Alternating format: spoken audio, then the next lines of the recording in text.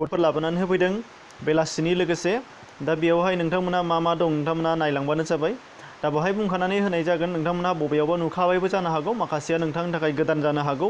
दा बेयाव खेबसेनो सानसुनिफ्राय लानानै दासिम जेसेबां मोन्दों बेनि सोमोन्दै होनाय जादों। बेनिखायनो जायफोर नोंथांमोनहा मिथिखाबाय बबेबा मोनसेखौ स्किप खालामनानै बारलांनो हागोन, जेबो प्रब्लेम गैया।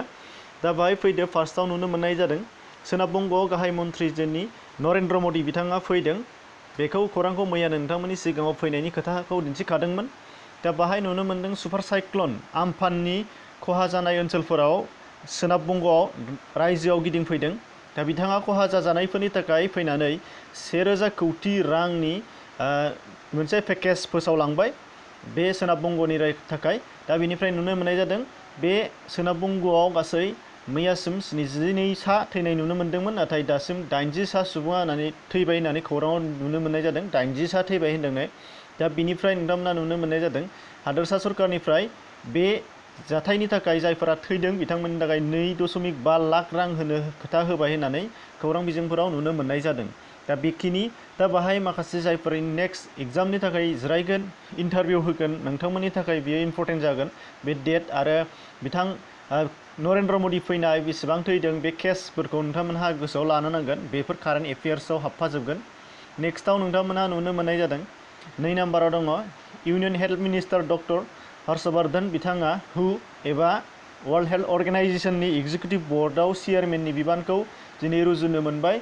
दा बिथांनि थाखाय कंग्रेचुलेसन बावहरबाय आरो जोंनि भारतनि थाखाय बेयो जोबोद गोग्गाथाव। दा बे बेलायाव नोंथांमोनहा दाखालिनिफ्रायनो दिनैहाय चार्ज होगोन होननायखौ नुखादोंमोन। दिनै चार्ज मोनमारबाय बिथाङा। आरो बिथांनि जानाखि चार्ज मोननाय, दा बेयो मोनसे ओरैबायदि नोंथांमोना जुदि स्टुडेन्ट बा नेक्स्टआव जायफोर एग्जाम जिरायगोन बेयो कारेन्ट एफेयार्सनि थाखाय टप कुइसन जागोन। बेनिखायनो नोंथांमोना नट खालामना लानाया मोजां बेफोरखौ। टप कुइसन बेफोरो कारेन्ट एफेयार्सआव बियो एकदमबारे फार्स्ट लिस्टआवनो नोंथाङा बेखौ मोननो हानाय जागोन। दा बिनिफ्राय नेक्स्टआव जादों नोंथांमोना नुनो मोन्दों आसामाव कभिड-19आ बारायबोगासिनो दङ। बेनि सायाव नोंथांमोननो दा बावैसो हथात 4 बाजि बेलासिनि 4 बाजिनि दिनैनि हथात मे 22नि आपडेट लाबोनानै होफैदों। बावहाय गासै केसआ 4 बाजिसिमाव 222 सा केसेस जाहैबाय। दा बेनिनो नोंथांमोनहा नुनो मोननाय जादों दि एक्टिभआ दा 161 सा दङ। बेनिफ्राय 4 थैनायानो दं। माइग्रेट जानाया साथामानि दङ। दा बेयावहाय गासै 6 सुबुंफोर मोनदेरनाय जादों। नाथाय गासैबो बिथांमोनखौ बुंदों सनितपुर डिस्ट्रिक्टनि होनदों बिथांमोनहा। बेनिफ्राय 6% तेजपुर क्वारेन्टाइन सेन्टाराव मोननाय जादों आरो बिथांमोनखौ। दा बेनिफ्राय नोंथांमोनहा बे दा 4 बाजिनि आपडेट आरो बेनि उननि आपडेटआव नोंथांमोना मोनदेरनो हागौ। दा बेखौ लानानै नोंथांमोना बेजों कम्पेयार खालामनो नाङा।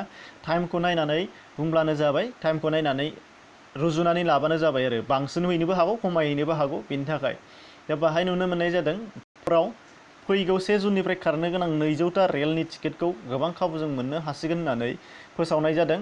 बेनिफ्राय नोंथांमोनहा नुदों आज तक खौरां बिजोङाव फोरमायनाय बादिब्ला दा बाहाय बिथांमोननिखौ स्क्रिनशट खालामनानै होनाय जादों।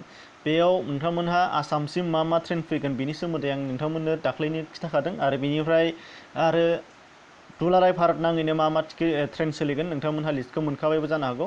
दा बेनिफ्राय बाहाय नुनो मोननाय जादों फार्स्टआव नोंथांमोनहा नुनो मोन्दोंमोन मोनसेल' IRCTCनिफ्रायल' टिकेट बुक खालामनाय नुनो मोननाय जादोंमोन। नाथाय दा टिकेट बुक खालामनो थाखाय गोबां सुबिदा होनाय जाबाय होनदों। बाहाय नोंथांमोनहा नुनो मोननाय जादों मबाइल एपजोंबो मोनगोन होनदों।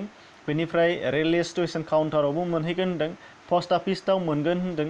ओमफ्राय दावबायग्रा टिकेटनि केन्द्र टिकेट काउन्टार खालामग्रा बेफोरावबो एजेन्टफोरनावबो मोननो हागोन होननाय जादों। ओमफ्राय बेनिफ्राय नुनो मोनदों टिकेट बुक करवा चेकिंगे यानिहि बाहाय नुदों दंबावो एजेन्ट पेसेन्जार रिजार्भेसन सिस्टेमनिफ्रायबो मोनगोन होनदों। कमन सार्भिस सेन्टारनिफ्रायबो मोननो हानाय जागोन होनदों।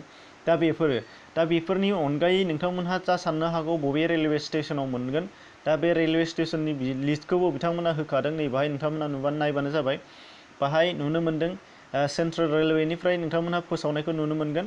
मुम्बाइ डिभिजनाव मा बबेयाव दङ नायना लाबानो जाबाय। CSMT 4 काउन्टार्स दङ।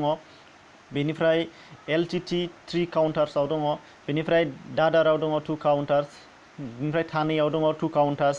दा बेखौ नोंथांमोनहा आं गासैखौबो फरायजोबनाय नंला, नोंथांमोनहा बेखौ स्क्रिनशट खालामनानै लानोबो हागोन आरो नुवाबा डिसक्रिपसनाव लिंक दङ, बेनि थाखाय नोंथांमोना बेयाव थांनानै बेखौ पेजखौ नायनो हागोन आरो बेनिफ्राय साबसिन नोंथांमोना फरायनानै बुजिजोबनो लुबैदोंबा नोंथांमोनहा नायबानो जाबाय बबे बबे स्टेशनाव काउन्टार टिकेट मोननाय जागोन आरो माब्रै बुक खालामनाय जागोन बेनि सोमोन्दै गासैखौबो बेयाव आङो फोरमायनानै फरायना होजोबला, नोंथांमोना नुगासिनो गोबां बुरजा दङ। बिनिफ्राय मा दङ, सलापुराव दङ, नागपुराव दङ, पुनेयाव दङ, बिनिफ्राय भुसाभाल डिभिजनाव दङ, बेफोरो आरो नोंथांमोनहा बेखौ थांनानै नायदो।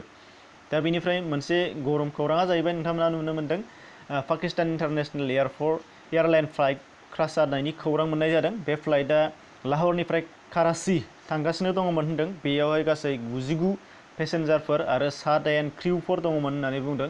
नाथाय जाथाया दिनैनि हथात 22 मेनि 5 बेलासिनि 5 रिंगानि सिगाङावल' जानानै थांदों होनदों। एक्जाक्ट मोननाय जायाखै। एयारबास A320 बेयो जादों होनदों, नोंथांमोना नुगासिनो।